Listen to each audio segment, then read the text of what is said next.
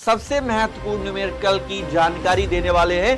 Previous year paper में देखेंगे तो आप लोगों को पिछले कई सालों में सर 5 ग्राम एथेनोइक एसिड है, इतने में घोल दिया गया, बताइए मूलरता क्या है? पराशर दाब है, उससे भी क्वेश्चन कहीं ना कहीं अच्छे देखने को मिलते हैं। ये कम से कम 3 से 4 मार्क्स का क्वेश्चन देके जाता है, ऐसे नहीं दे जाता है नंबर। दिमाग में आप लोग बिल्कुल सेट करके रखो, 4 नंबर से नीचे तो होगा ही। तो आइए आज हम स्टार्ट करते हैं। सबसे पहले हेलो मेरी आर्मी, क्या हाल चाल? उम्मीद करते सारे लोग बढ़िया होंगे, मस्त होंगे, तंदुरुस्त होंगे और अपनी पढ़ाई को लेके बहुत ज्यादा सीरियस है। आई नो, मुझे पता है।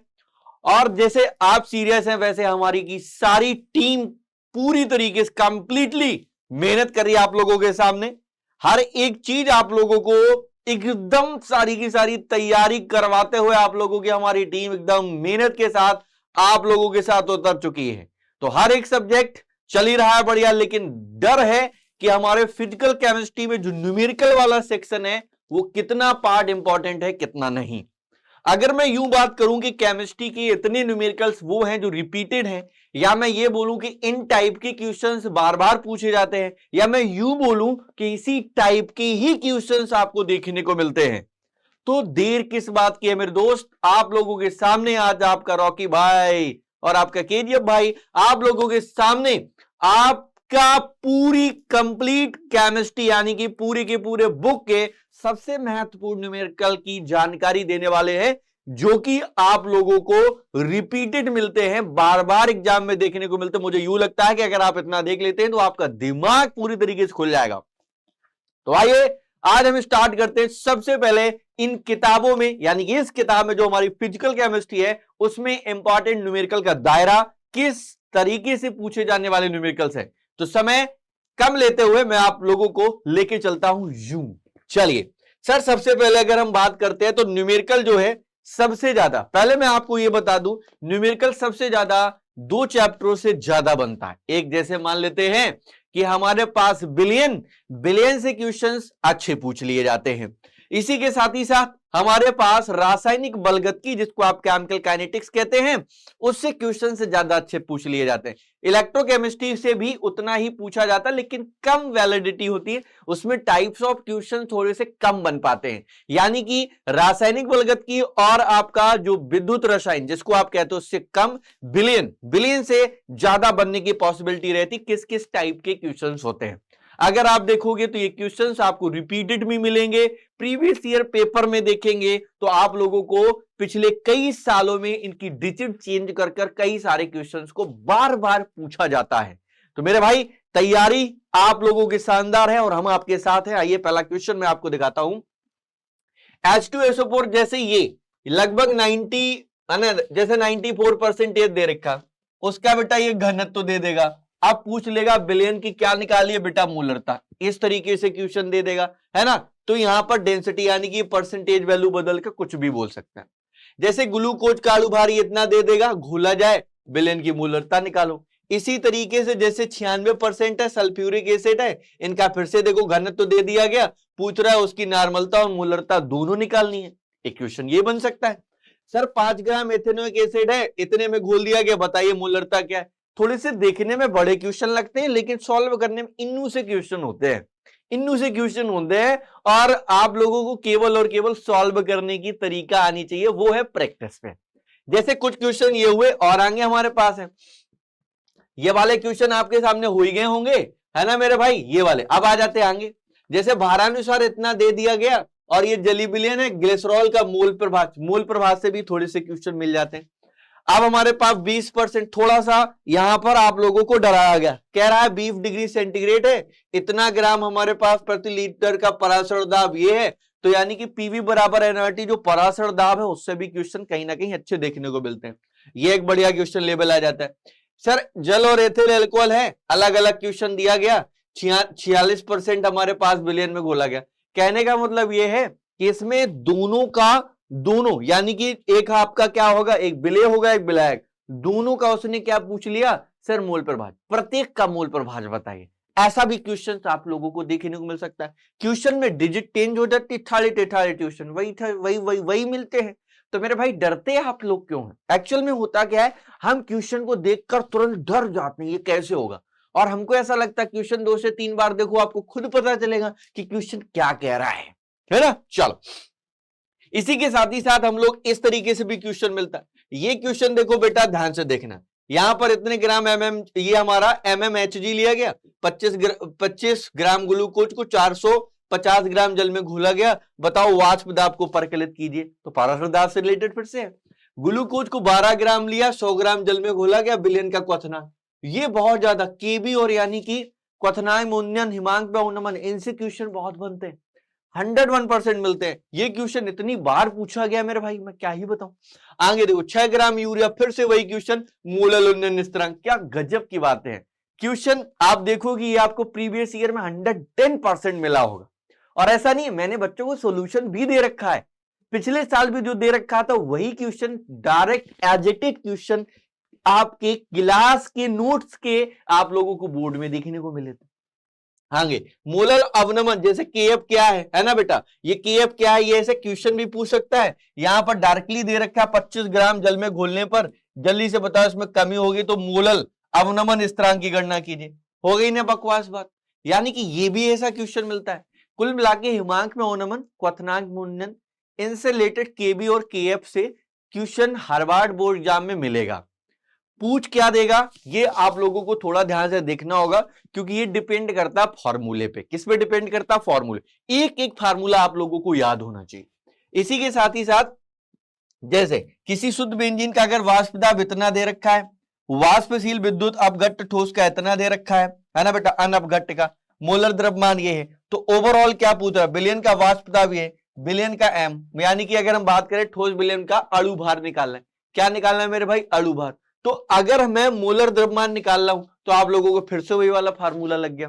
राइट, क्लियर है ना। जैसे आगे आ जाओ, ये वाला क्वेश्चन बहुत ज्यादा पूछा गया मेरे भाई, ये भी रिपीटेड है, क्लास के अंदर ये करवाए गए, सारे क्वेश्चन भी कराए गए, बच्चों को सभी को पता भी चलेगा। बताइएगा कमेंट सेक्शन में जा जाके कि सर ये वही क्वेश्चन है जो हमने कराए थे, और आप देखिएगा ये प्रीवियस ईयर क्वेश्चन में भी आपको देखने को मिले हैं।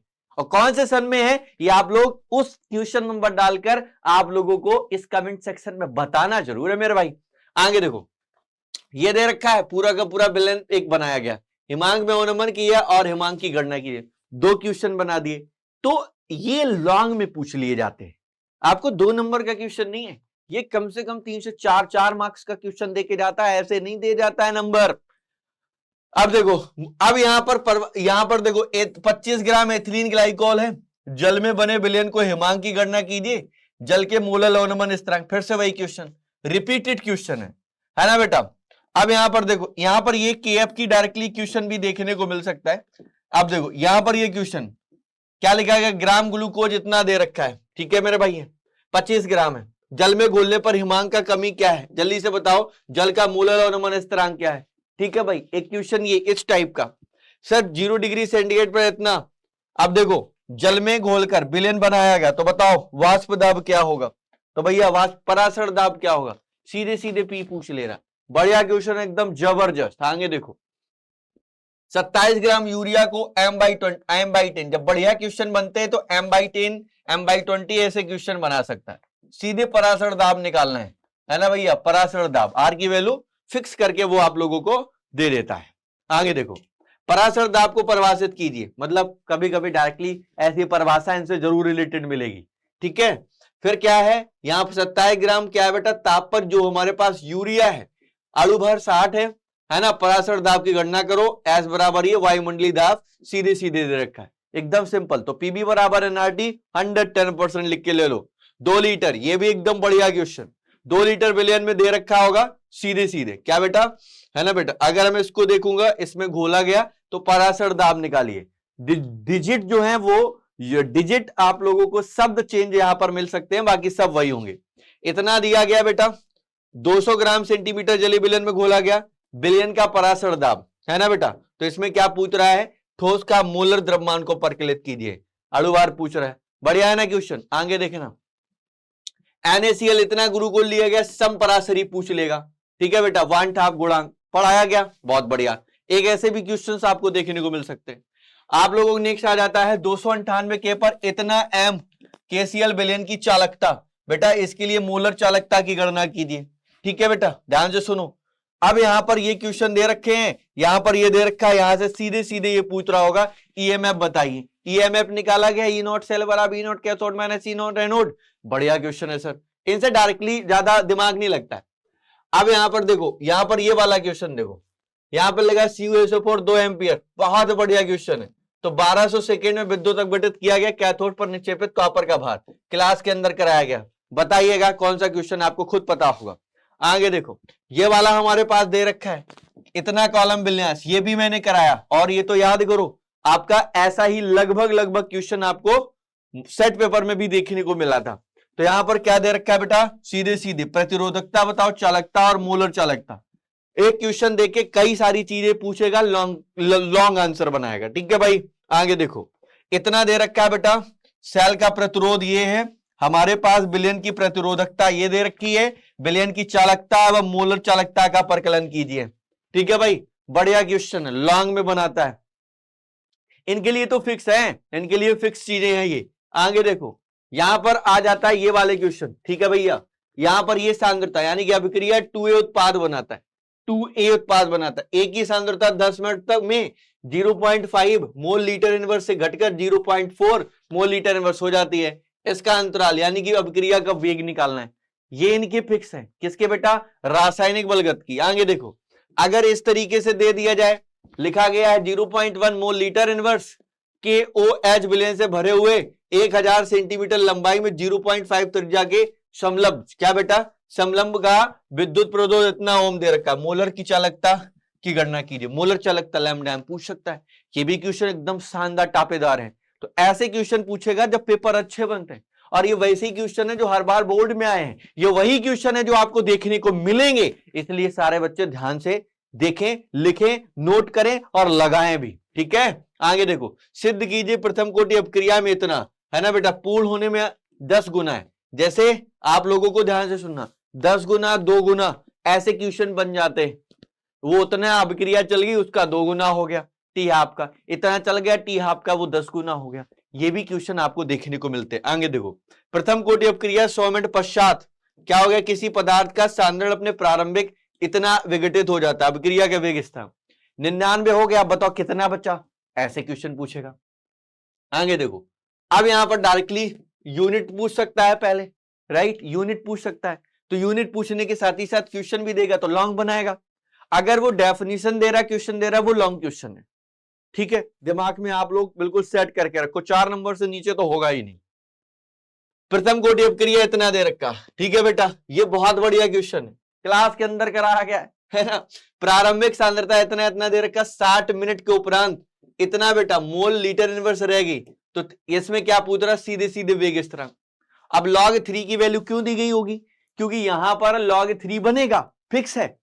अब आपका तो बना ही नहीं, तो इसका मतलब आप सीधे गलत कर लिए हो, है ना। तो आप लोगों को इस चैप्टर में रासायनिक बलगतकी में 1 से लेके 10 तक की तो लॉग की टेबल आपको याद होनी चाहिए। आगे देखो, संकीर्ण ऊर्जा पे भी एक क्वेश्चन डालता है, यानी कि इतना दे रखा है, आप लोगों को इसके लिए भी लिखवाया गया है। इतना दे रखा है 400 के 600 के वेग स्थिरांक पर, ये आप लोगों के क्या दे रखे हैं। अगर आप देखोगे तो वेग स्थिरांक क्रमशः कितना है, इतना। संकीर्ण ऊर्जा की गणना की, सीधे फार्मूले पे डिपेंडेंट है, कैलकुलेशन करो आंसर पाओ। आगे देखो, प्रथम कोटि अपक्रिया के लिए वेग स्थिरांक इतना दे रखा है, अपक्रिया अपनी प्रारंभिक सांद्रता 1/16वां भाग। अब जैसे ही 1/16वां लिखा होता तो हम डर जाते, अरे 1/16वां, अब आगे क्या करें, 1/16वां भाग रह जाता है तो कितना समय लगेगा। बहुत शानदार क्वेश्चन, ऐसे क्वेश्चन यहां से डालते हैं। यहां पे क्वेश्चन क्या होता है, डालता है तो उसके बाद हमें लगता है कि ऐसे हम कहीं ना कहीं डर रहे हैं, है ना, क्योंकि वो ऐसे क्वेश्चन थोड़ा घुमाएगा कि बच्चा डर जाए, और आप डर गए, और उस जगह डर गए तो समझ लो वहां पर नंबर आपके खा गए। आगे देखो, प्रथम कोटि अपक्रिया में 30% वियोजन होने में 40 मिनट लगते हैं, तो बताइए टी हाफ की गणना कीजिए। तो ये टी हाफ की बात होगी, तो सीधे सीधे अर्धायु पूछ लेता है। ये भी क्वेश्चन आपका बढ़िया और शानदार है। आगे देखो, किसी अपक्रिया वेग ताप पर क्या प्रभाव करता है, तो ये हमें एक थ्योरी वगैरह लिखनी है ना। उसी के साथ साथ क्वेश्चन लॉन्ग में है ना, एक प्रथम कोटि अपक्रिया 10 मिनट में 20% पूर्ण हो जाती है, अपक्रिया का 80% पूर्ण होने में लगा समय, अपक्रिया की गणना बताइए, बताओ। लगा समय यानी कि टाइम पूछ रहा है, क्लियर है ना भाई। आगे देखो, सिद्ध कीजिए कि प्रथम कोटि अपक्रिया का 3/4 पूर्ण होने में लगा समय अर्धायु पूर्ण होने में अर्धायु क्या लिखा, 3/4 पूर्ण होने में लगा समय। अर्ध अभिक्रिया, ये क्या है, अर्ध अभिक्रिया को पूर्ण करने में का लगा समय जो होता है उसका दोगुना होता है। क्वेश्चन क्लास में कराया गया। 3/4 का मतलब समझते हो, है परसेंटेज में आप उसको बदलिए पहले तो। आगे देखो, किसी अभिक्रिया का 500 के 700 के वेग स्थिरांक इतना इतना दे रखा है, तो ई निकालना है ना, जिसको आप संकीर्ण ऊर्जा कहते हैं। वो आपको पता है ई के लिए क्या क्या फार्मूले लिखाए गए। किसी अभिक्रिया के वेग उत्प्रेरक पर क्या प्रभाव पड़ता है, क्या बेटा, प्रभाव, ये हमारे पास प्रभाव है। अब ये सीधे सीधे लिखाया गया है, अब ये भी लॉन्ग में। क्वेश्चन देखिए, पहले लिखा गया है एक प्रथम कोटि की अभिक्रिया 50 मिनट में 40% पूर्ण हो जाती, तो 80% पूर्ण होने में लगा समय। क्वेश्चन एकदम टाकेदार। आगे देखो, प्रथम कोटि अभिक्रिया से आप क्या समझते हैं, ठीक है, ये लॉन्ग क्वेश्चन है। प्रथम क्या बेटा, प्रथम कोटि अभिक्रिया के लिए प्रारंभिक सांद्रता इतनी है, 5 मिनट का समय लगता है। प्रारंभिक सांद्रता को इतने में कितना समय लगेगा, टकाक से एक नया क्वेश्चन। संकीर्ण ऊर्जा क्या है, सब लिखा हुआ है, लेकिन यहां से देखो 600 के ताप पर एथिल आयोडाइड की निम्नलिखित अभिक्रिया द्वारा अपघटन में प्रथम कोटि वेग स्थिरांक इतना दे रखा है। इस अभिक्रिया की संकीर्ण ऊर्जा ये है। अब इसमें क्या पूछ रहा, वेग स्थिरांक, वेग स्थिरांक सीधे सीधे पूछ रहा, और ये दे रखी रिएक्शन। मेरे भाई ये क्वेश्चन हुआ। आओ आगे देखते हैं। ओ, तो यहां पर जो हमारे पास है मेरे बच्चे, ये कुछ इंपॉर्टेंट न्यूमेरिकल हैं जो आप लोगों को बहुत अच्छे तरीके से लगाना है। बार बार रिपीटेड क्वेश्चन हर बार पूछे जाते हैं। आप लोगों को इन न्यूमेरिकल्स को ध्यान से देखना है, कितने न्यूमेरिकल से कहां मिले। आपको 110% आप लोगों को प्रीवियस ईयर पेपर में ये सब देखने को मिलेंगे, क्योंकि सारे के सारे क्वेश्चन ऐसे ही लगातार यूनिट चेंज करके आप लोगों को ये पूछे जाते हैं। इस वीडियो में आप लोगों को कितने क्वेश्चंस आते हैं आप कमेंट करिए और हमें बताइए कि मजा आए क्वेश्चन देख के कि नहीं। तब तक लिए सारे बच्चों को ढेर सारा प्यार। Love you to all. जय हिंद।